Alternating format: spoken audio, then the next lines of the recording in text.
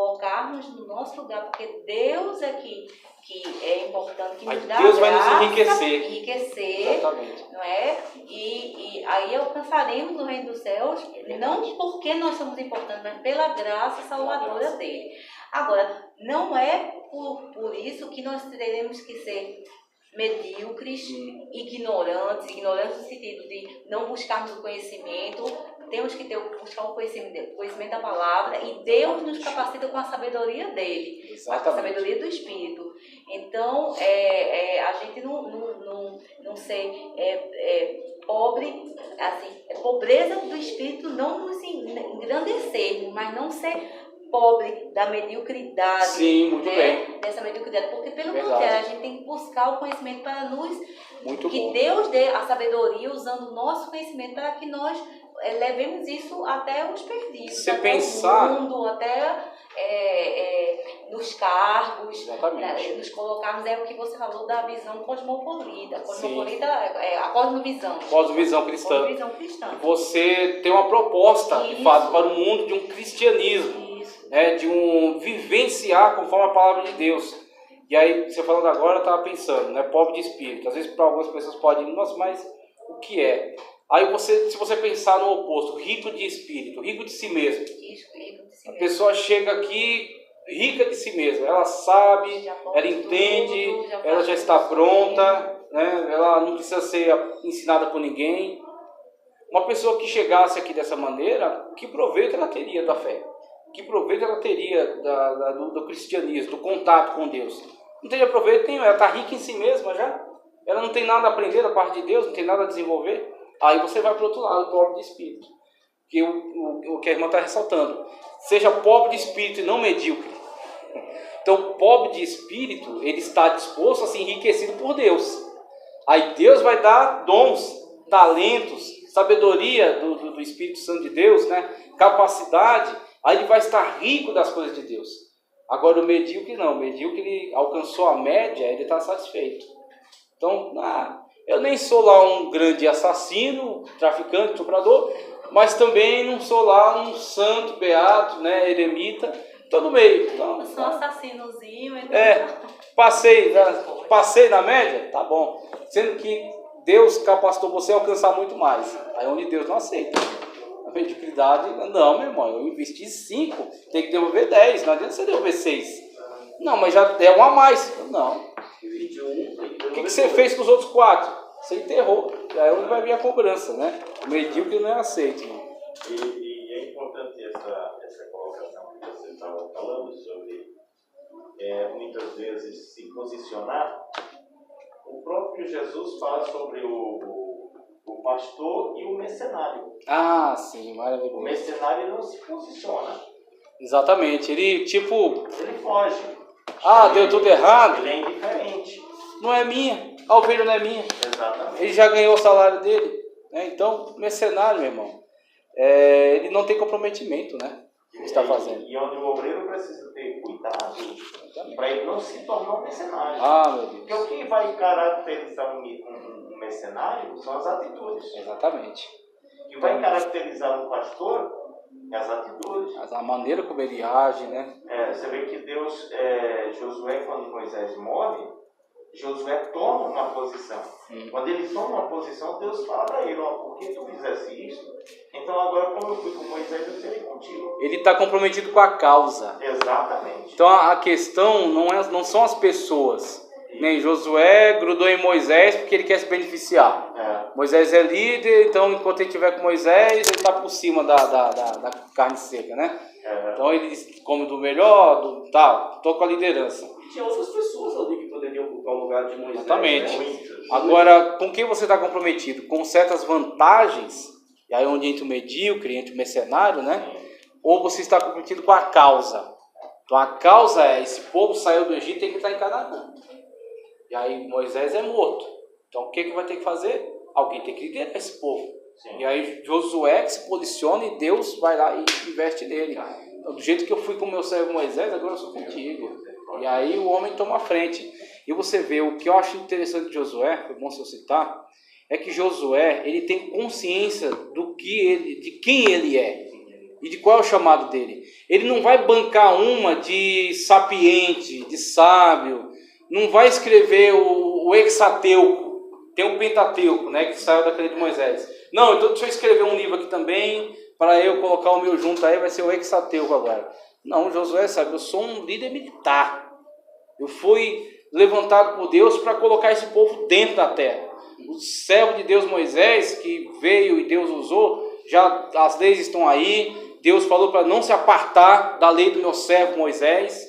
Então ele vai ler aqueles livros, vai estudar, vai se pautar por eles. E só que a ação dele não é texto, não é literatura, não é sabedoria. A ação dele é militar. É pau, meu irmão. Ele cai para cima, é matar os cananeus que haviam sido anatematizados por Deus. Porque uma vez que Deus é dono da vida, Deus diz: acabou cananeus. Eu decretei, tem que ser mortos. Então, aí Israel vai ter, né, vai lhe ser dado então essa oportunidade de eliminá-los. Ele vai entrar para cima para eliminá-los. E Josué sabe qual é o seu papel. O seu papel é militar. Então é interessante a pessoa se conscientizar do chamado dela. Para que ela foi chamada. Cada um tem um chamado da parte de Deus para determinada coisa. E a pessoa ela tem que servir a Deus naquilo que ela foi levantada. E aí onde entra a questão da pessoa se dispor, não ser medíocre, não ser mercenário, né? A mansidão, ser enérgico, mas também ser manso. Então a gente tem que equilibrar essas qualidades aqui, essas características. Veja só. Mansidão. Se por um lado o líder deva ser corajoso, por outro precisa ser sereno e manso. A exaltação, o nervosismo, a irritação, a cólera são inimigos de quem chefia. Como um líder pode comandar eficazmente se vive perturbado pela ira, pelo facciosismo ou pela cólera? O homem exaltado normalmente perde o uso da razão. Só um homem calmo, que sabe vencer e dominar seus impulsos, suas emoções, pode ser recomendado para exercer cargo de liderança na igreja. Uma coisa até que eu achei curiosa, tempo atrás, eu estava vendo algumas coisas lá sobre a Academia do Barro Branco, lá da polícia, e eu pensei que o pessoal selecionava as pessoas mais bravas, mais cangaceiras, mais nervosas para ser policial. Foi para correr atrás de ladrão, né? Dar em ladrão, tem que ser os caras mais xarope, né, que tem na sociedade. E aí foi exatamente o contrário. Eu vi lá um professor falando que não é o perfil que eles buscam. O perfil que eles buscam são pessoas calmas, equilibradas, que vai saber lidar com sangue frio com situações de risco. Só tem uma arma na mão. Então, nossa, eu pensava que tinha que ser a pessoa chutada mesmo pra... Eu pensava que era tipo. Pois é, tipo nessa pegada aí. Se é um desse aí, meu irmão, é que nem pegou o trator lá para avançar para cima dos outros. O irmão dele, no caso, né? Ia ser tanque do exército para todo lado aí. Então não é, por exemplo, um policial numa situação de grave risco, tem um cara armado, tá num lugar público. Se é um xarope, ia meter bala para cima, só que do jeito que vai tiro para lá, vem tiro para cá. E aí tem cidadãos que não tem nada a ver com a história, aí bala perdida. Então tem que ser o cara que lida de forma fria, né? De uma forma controlada, que controla seus impulsos, né? Sangue frio para analisar, para tentar buscar a melhor alternativa, a melhor saída para a situação. Eu gostei de saber disso aí, porque é um perfil que eu achava que era totalmente o contrário. E o perfil buscado por eles é a pessoa equilibrada. A palavra manso deriva da palavra manso deriva várias acepções. De gênio brando ou índole pacífica, bondoso, sereno, tranquilo, domesticado, etc. De todas essas acepções, a que cabe bem ao comentário, em foco é domesticado. Possivelmente tenha sido nesse contexto que o Senhor exclamou: bem-aventurados os mansos, porque eles herdarão a terra. Mateus 5,5. Não devemos confundir mansidão com fraqueza, nem valentia com virtude. O homem manso é aquele que, embora possuidor de muito poder e revestido de grande autoridade, não a usa abusivamente contra os fracos.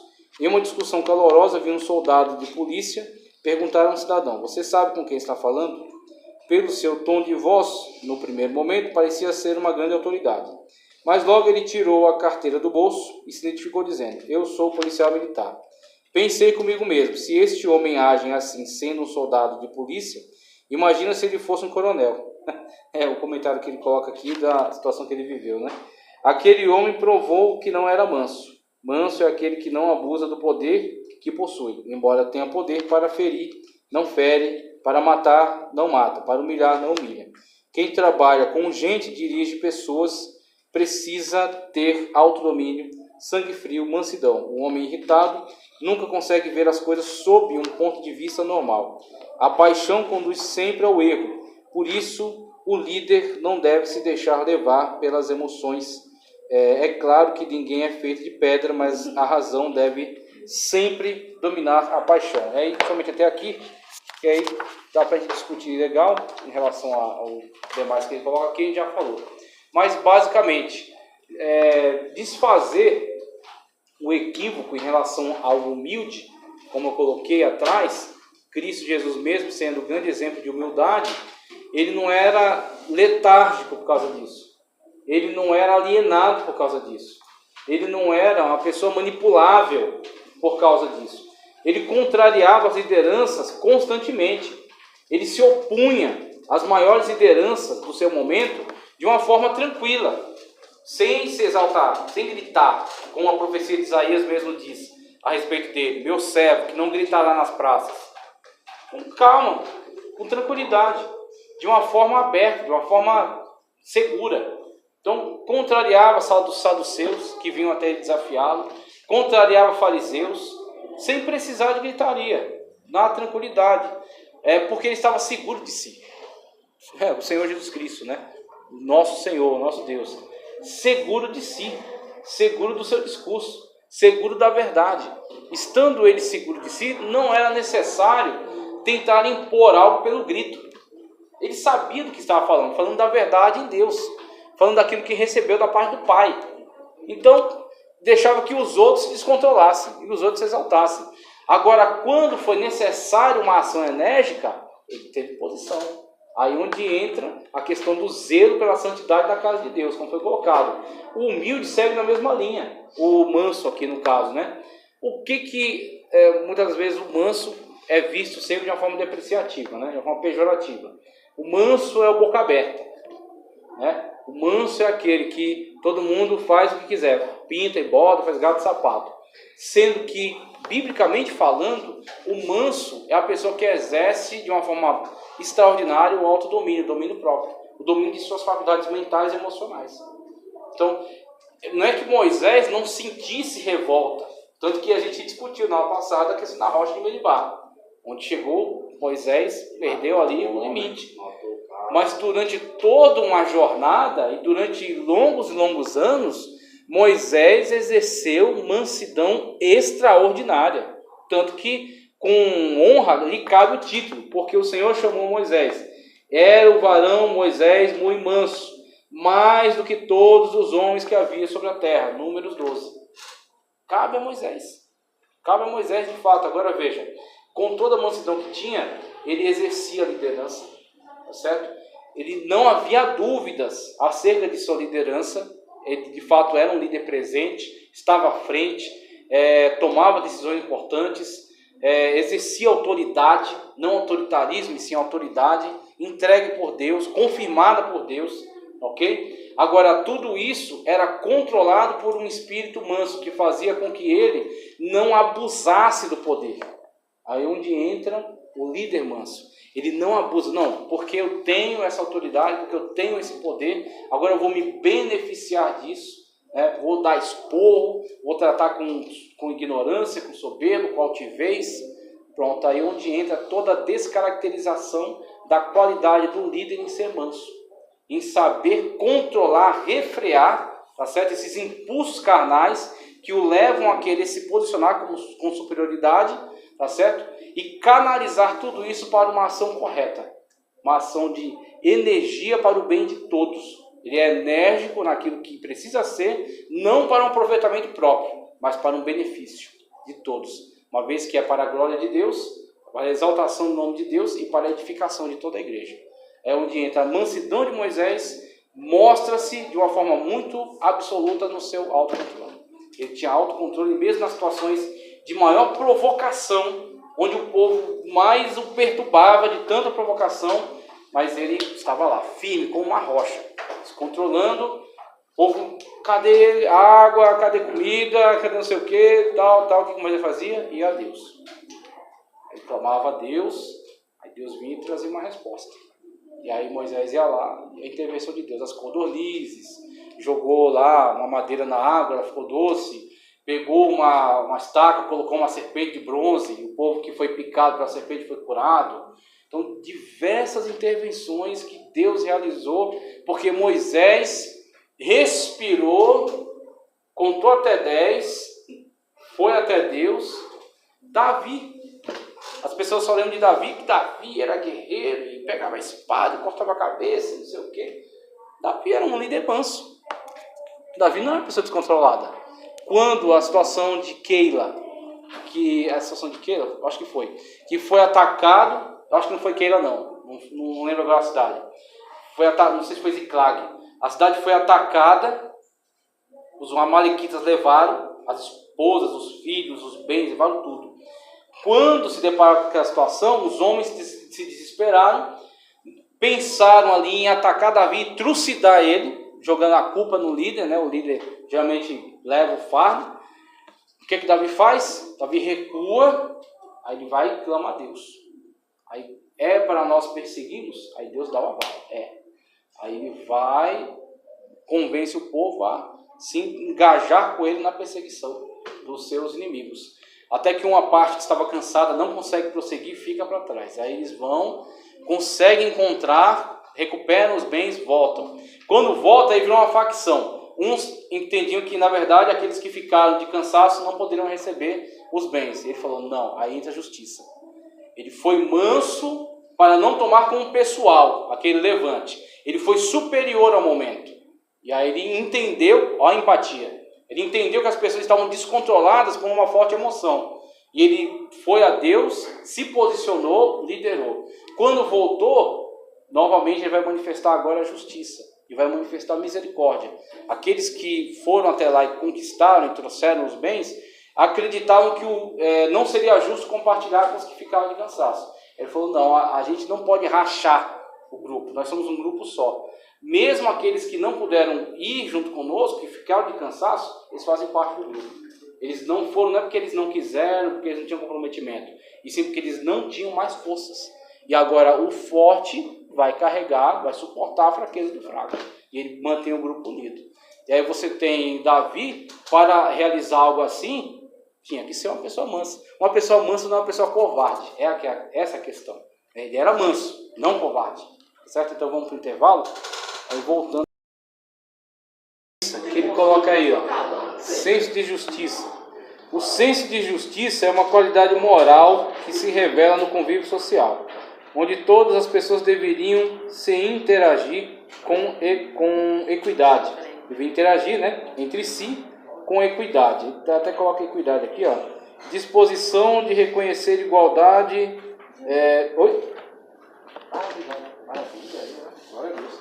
Reconhecer igualdade. Teve um solitário aí. Reconhecer igualdade, o direito. Eu gostei, eu devia ter trazido, é que eu esqueci, um exemplo de igualdade e equidade. Eu vi isso aí numa apostila que tinha, curso de direito. Igualdade e equidade. Você pega, por exemplo, você tem 3 pessoas tentando assistir um jogo de futebol. Aí tem um muro. Aí você tem cada uma de um tamanho diferente. Uma é maior, outra é mediana, outra é menor. Você viu, né? Igualdade. Você pega um banco do mesmo tamanho e dá para eles. O maior já é grande, facilmente ele ia enxergar. O mediano, na ponta do pé, conseguiu ver. O menor não adiantou nada. Exatamente. Equidade. Aí você pega um banco maior para o menor. Um mediano para o mediano é suficiente. E um menor para o que já é alto é suficiente. Todos foram ofertados a mesma oportunidade. Para que todos tenham a mesma oportunidade, você tem que entender que as pessoas têm diferenças. E alguns têm mais necessidade do que outros. Então, alguns precisarão ser atendidos dentro dessa necessidade, a partir dessa necessidade. E aí ele mostrou o que é equidade. Então, dentro da igreja, por exemplo, ele está falando aqui, senso de justiça, aí ele falou sobre equidade. Um líder agindo com equidade. Ele sabe que algumas pessoas necessitam mais do que outras, né? Então, tem pessoas que, o pastor está aqui, ele pode falar muito melhor do que eu, tem pessoas que, vão dizer assim, ela amadurece rapidamente na fé, de modo que ele começa a contar com ela como um cooperador, não tanto em se preocupar em dar assistência, mas a pessoa amadurece, consegue se desenvolver rapidamente e ele já começa a contar com ela. Enquanto que a outras pessoas, ele já vai ter que tutelar mais, né? Tem que ter mais aquela tutela, aquela proteção, aquela guarda. A pessoa oscila na fé, ela desanima, pois é, tem que estar... Vamos para a igreja, meu irmão, vamos, né? Não desanima não, é assim mesmo, Deus vai dar vitória, não sei o quê. Por quê? Essa pessoa tem mais carências, né? Então vai do histórico de vida dela, vai das características da sua... seu caráter, personalidade, por aí vai. Então, diante disso, ele vai precisar prestar uma assistência maior. Vai ter que gastar um pouco mais, ter um pouco mais, suar um pouco mais a camisa. Enquanto que o outro, graças a Deus, vez ou outra ali, como é que você tá? Tudo bem? Tá, segue adiante, segue para frente. A pessoa já pega essa autonomia. Hoje, sabe uma pessoa que me surpreendeu aqui na igreja? Assim, para mim, um obreiro novo, e me surpreendeu muito o Paulo. Sim. Maravilha. Tinha coisas que às vezes eu não tinha noção ali até antes de eu vir para cá. Sim. Algumas situações que eu estava conversando com o Paulo e para ele tirava de letra. Olha só, maravilha. E para mim às vezes eu estava patinando naquele pensamento. Maravilha. Você como Batman, né? começa a enxergar qualidades, né? Sim. Aptidões. Sim. E aí a pessoa começa a mostrar que com essas aptidões ela demonstra então que vai estar pronta, né, para outras responsabilidades. Então você vai ter que analisar pessoa a pessoa. Sim. Não dá para pegar um apanhadão e colocar todo mundo na mesma medida, porque não é. As pessoas não são iguais. É igual o Éder. O Éder é novo é jovem, pois não. É novo no Belém como crente. Sim. Mas um obreiro de alta potencial. Pois é. Alto potencial, porque já foi. Aí você olha e você fala, poxa vida, mas tem fulano que está há tantos anos aí, já criou teia de aranha, né? Não é a questão de tempo, de que está aí há muito tempo, é uma questão de desenvolvimento. Então a pessoa apresentou resultados, desenvolveu, mostrou maturidade, mostrou empenho, né? Aí você entende que ela possa estar à frente dessa responsabilidade. Tem a Almadeb, ele é o segundo da Almadeb, que é um órgão que lida com jovens, a juventude. Não é porque o outro tem mais tempo. A questão do tempo não está necessariamente ligada à maturidade. Então, muitas vezes você tem tempo, só teve muito tempo, mas não teve um amadurecimento correspondente ao tempo, o tempo que está na igreja. É uma questão muito mais pela maturidade do que pelo tempo, né? Mas tem ovelha também que só a misericórdia de Deus, viu? Nem me diga. A está lá no pasto, lá faz anos comendo o mesmo pasto. E não amadurece. Só dá trabalho. Exatamente. Aí o que acontece? Você tem situações em que a pessoa, muitas das vezes, falta aquela percepção nela, e às vezes as pessoas tentam dar, não, fulano, melhora nisso aqui, dá um conselho, às vezes até provoca um pouco, né? Dá uma beliscada, ver se ela acorda, mas a pessoa não enxerga, não vê, ela não perceba que ela tem que melhorar, não perceba que ela tem que evoluir. E aí, meu irmão, entra a misericórdia, entra a paciência, entra o amor, os fortes que carregam os fracos, e vamos para frente, tem que entrar no céu.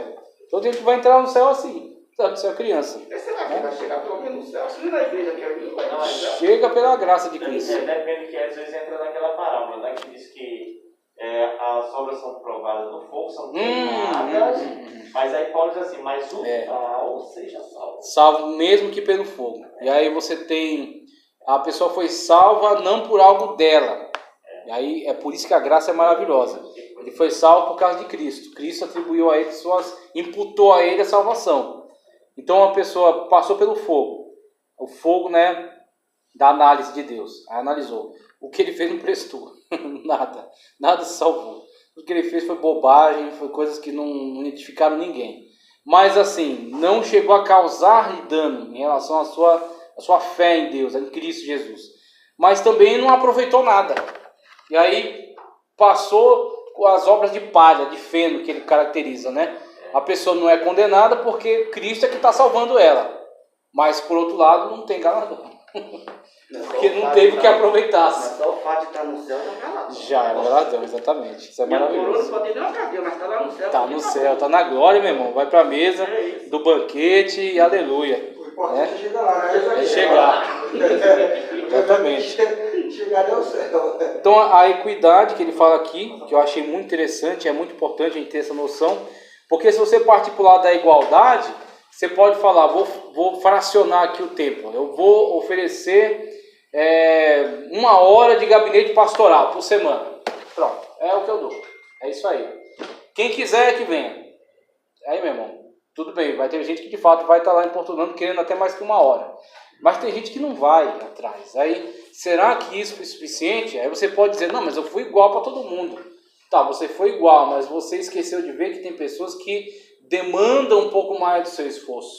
Demandam um pouco mais, né, da sua disposição. Que você vá até elas, você ajude, você incentive, ok? E aí Cristo, quando ele aborda essa questão, é bem interessante, que eu achei aquilo extraordinário. Ele canaliza toda a nossa ação para ele, como se nós estivéssemos sempre fazendo para ele. Porque se ele deixasse, não, quando fizerdes a um desses fulaninhos, ciclano, beltrano, faça aí que depois eu lhe dou um galardão. Eu acho que a coisa ia ficar bem fraca, sabe? Não ia ter aquele impacto. É o que Cristo fez. Olha, bem-aventurados, né? Ele coloca lá, estive nu e vestiste-me. Tive sede e me deste de beber. Estive preso e fosse me visitar. Aí ele coloca, e as pessoas dirão, né? Senhor, quando estiveste nu e te vestimos, sede, né? Fome e preso. Aí ele falou, quando fizeste a um desses meus pequeninos, a mim o fizeste. Ele traz para ele a ação. Porque aí você pensa, não é que eu estou fazendo para fulano, para ciclano, para beltrano. Isso talvez nem mereçam. Tudo bem. Talvez eles não mereçam mesmo o seu tempo, a sua atenção, a sua disposição. Mas você não está fazendo para eles. Você está fazendo para Cristo. E aí, Cristo merece? Se Cristo estivesse necessitando disso, você faria por Cristo? Você daria um copo de água para Cristo? Você iria visitar o Senhor Jesus Cristo se ele estivesse naquela situação? Aí a coisa muda. Você fala, não, pelo meu Senhor eu iria até o fim do mundo se precisasse. Muito bem. Quando você fez para ele, você fez para mim. Estive nu e não me vestisse. Tive sede e não me deste de beber. Senhor, quando te vimos nu ou com sede, quando viste um desses meus pequeninos e não o fizeste. Aí onde entra aquele preceito bíblico, aquele que sabendo fazer o bem não faz, peca. O pecado não é só por comissão, é por omissão. Então, pecado por comissão. A pessoa vai lá e adultera, rouba, mata, né, faz diversos tipos de porcarias aí. Tomou uma atitude de pecado. Pecado por omissão. Ele poderia ter feito o bem, estava ao seu alcance, ele sabia, tinha consciência de que deveria ter feito e ele resolveu não fazer. Aí utilizou seu livre-arbítrio para dizer, não vou fazer, não é problema meu, né? Se vira. Mas Cristo tem o mesmo peso, né? Os pecados. Tem o mesmo. Ele encara com a mesma energia, né? Quando a pessoa, sabendo fazer o bem e não faz, ele de fato condena também como pecador. Desde a antiguidade, colocado aqui, a justiça sempre foi entendida como sinônimo de igualdade. E ainda hoje o princípio da justiça diz respeito à igualdade de todos os cidadãos perante a lei. Todos perante a lei têm o mesmo direito e o mesmo dever. Tanto no judaísmo como no cristianismo, onde todos são considerados iguais perante Deus. Esse princípio ganha grande destaque. É interessante que esse princípio hoje ele está bem difundido na sociedade, né? Dessa questão da igualdade diante da lei, dos direitos e tal. Mas isso não foi sempre assim, viu? E é interessante, engraçado não, né? É interessante que a sociedade, de uma forma bastante injusta, ela se esquece, ela faz questão, né, de se esquecer, ou de pelo menos não procurar saber, de que esse princípio da igualdade, ele emana de uma tradição judaico-cristã. Não são todas as tradições que encaram as pessoas como iguais, como criaturas de Deus e filhos de Deus por adoção em Cristo Jesus. A sociedade hindu, por exemplo, a gente estudou aqui na matéria de heresiologia, e a gente viu que a sociedade hindu, através do Código de Manu, ela é caracterizada por uma sociedade de castas. Ela tem, por exemplo, os brahmanes, né? Os vaishiras, os kshatriyas, os dalits. Os dalits são a base. Aí você tem outros aí que eu esqueci, e tem os dalits. Os dalits são chamados intocáveis. Intocáveis não é porque ninguém pode matar, ninguém pode fazer nada, porque ninguém deveria tocá-los porque eles são imundos. Eles são a poeira do pé de Brahma. Tá? Então eles não são o pé de Brahma, que é o deus deles. Eles estão debaixo do pé de Brahma.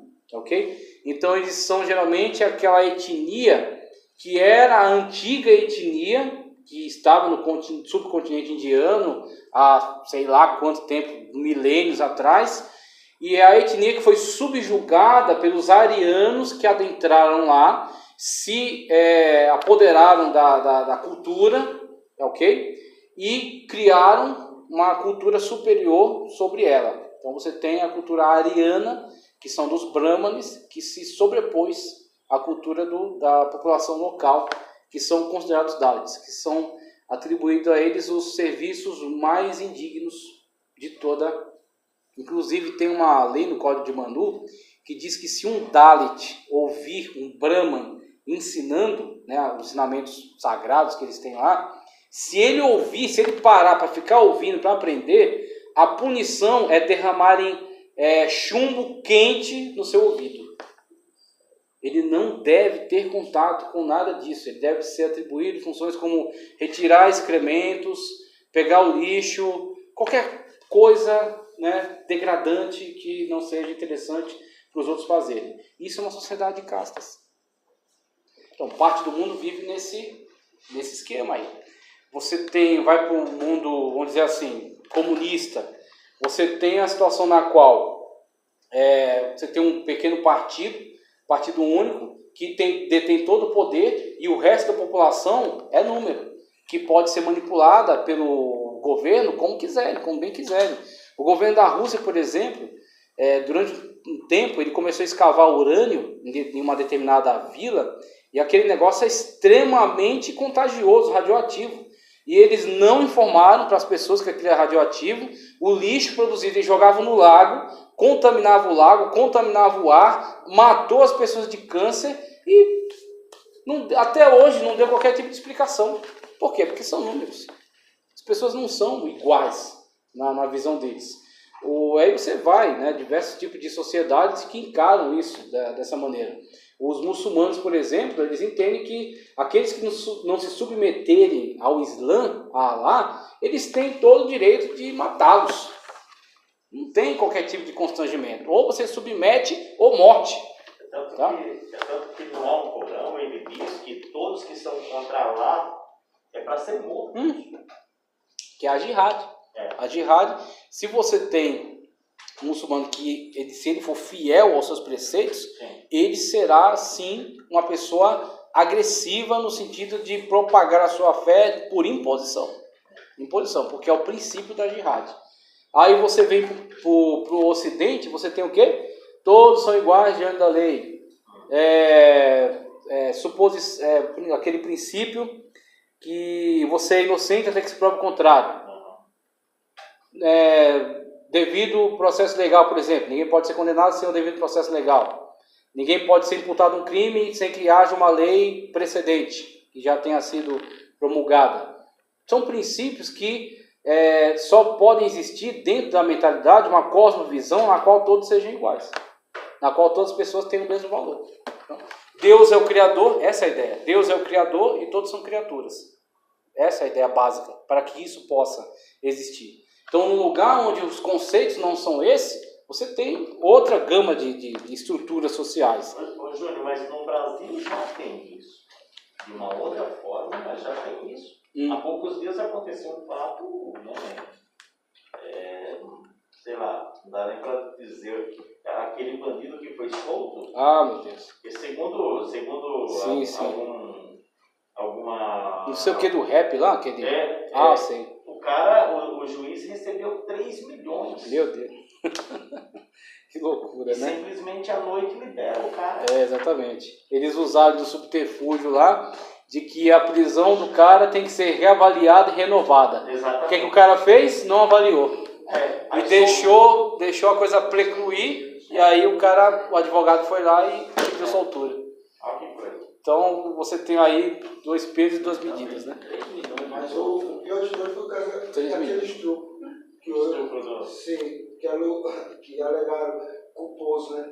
Sei. Aquele ali, culposo, mas o cara não teve intenção.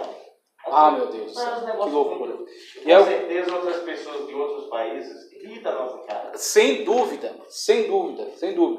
Inclusive eu trabalhei com um japonês, até já contei aqui.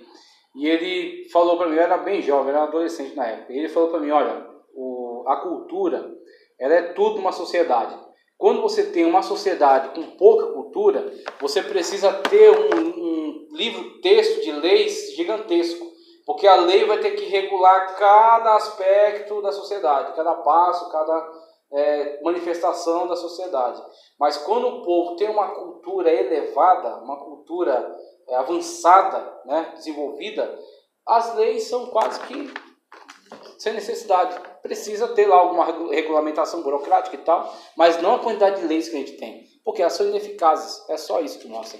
A cultura está desaparecendo, né, está acabando, destruindo, as pessoas estão se brutalizando, e aí você precisa de uma lei regulando cada aspecto, pelo menos atribuindo punição para que tente exercer algum controle. Por quê? Porque a pessoa está embrutecida, está quase num estado animalesco, né? Então, devido a esse tipo de inferiorização. E aí o texto que foi colocado ali, veja: bem-aventurados os que têm fome e sede de justiça, pois serão satisfeitos. E aí você tem essa palavra da parte de Cristo para nós: fome e sede de justiça. Então, uma igreja constituída por pessoas que prezam pela justiça, pessoas que prezam, né, por algo que seja de fato equânime, né, que traga justiça, que de fato promova, né, essa ação justa no meio da sociedade. Quando você tem uma igreja que se preocupa com isso, é uma igreja que se posiciona. Aí ela vai se posicionar de diversas maneiras, através da sua pregação, do seu ensino, da sua atuação na sociedade, né, da sua atuação política, os seus representantes políticos, o seu voto. Pessoas conscientizadas, que vão buscar sempre o quê? Não um privilégio, que aí é onde entra outro aspecto degenerado dessa ação. A pessoa, se ela obteve privilégio, ela quer que o outro se exploda, né? Que aí é onde entra uma coisa muito baixa. Mais do que privilégio, ela quer justiça. Porque quando ela quer só privilégios, chega aquele candidato, oferece um monte de tijolo, cimento, não sei o quê, e aí o pastor vai lá e entrega de porteira fechada. Curral eleitoral. Porque está buscando privilégios. Aconteceu na África, um tempo atrás, muitos casos de comunistas que chegavam na igreja, conversavam aquela conversa bem bonita, convencia o pastor ia lá, convencia as pessoas a votar nesse candidato, porque as propostas são maravilhosas, ele vai ajudar a construir uma catedral, uma escola, né, para os filhos lá dos crentes e tal. Quando o cara chegava ao poder, a primeira medida dele, ia lá, caçava, cadê, né, os documentos aí que comprovam que esse templo é autorizado, não sei o que, alvará, não tem? Fecha. Saíram fechando um monte de igreja, até que o pessoal começou a acordar, a ver que não tem como. Até o Universal caiu, né? Foi, então, até passou lá alguns perrengues, né? Ô, Júnior, mas é interessante isso aí, porque o pastor Paulo, aqui na reunião nossa, Ele falou sobre isso. A dificuldade que era a nossa igreja para ser aprovado a construção de um templo. Ah, sim. Na época da Marta Suplicy. Que são entraves burocráticos e desnecessários.